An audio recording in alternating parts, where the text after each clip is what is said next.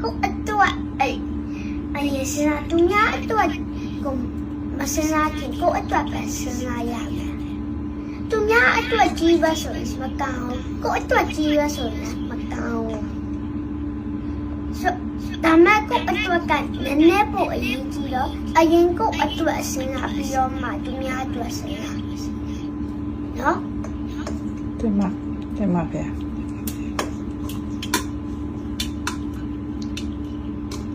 ကိုတက်စဉ်းစားပြီကိုရင်လေးလည်းဖုံးပေးလိုက်ပါအောင်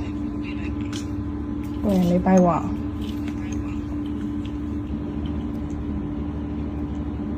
Nothing is permanent ကကြည့်ရော dinosaur တွေက permanent ဖြစ်လာမဖြစ်ဘူးဟိုးတော့ဆင်ဟိုအဖွေးတွေနဲ့ဆင် permanent ဖြစ်လာမဖြစ်ဘူးတွားအကြီးနဲ့ကြောင်တွေ permanent ဖြစ်လာမဖြစ်ဘူးလူဆိုတာလည်း permanent မဖြစ်ဘူးတင်ပါဗျာလူတွေအကုန်လုံးတရက်ဆုံးရအကုန်လုံးပြောက်တာဒီကချားတောင်းတယ် permanent impermanent ဖြစ်လို့ဟိုဒီဗုဒ္ဓဘာသာလည်း permanent မဖြစ်ဘူးဗုဒ္ဓဘာသာကိုကြည့်ကြလို့နည်းပြီးတော့ဗုဒ္ဓဘာသာမရှိတော့အဲ့လိုဖြစ်အောင်ပါ Yes Nothing is permanently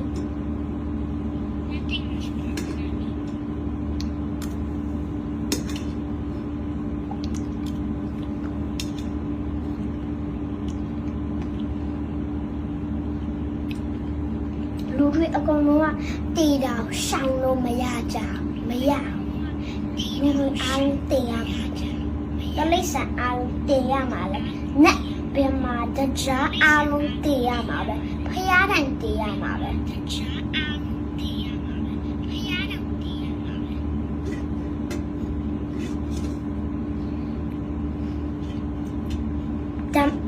ဒါမဲ့မတည်ခင်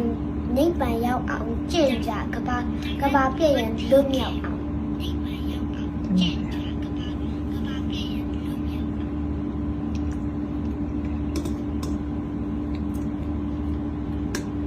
ကိုရင်လေးကကြက်နေပြီလားဗျာပစည်းစိတ်ကြလေခုံနေမှာဖျားချက်ခုံလေးရလေခုံနေမှာတရားအားထုတ်တရားထိုင်မှရမှာโอเค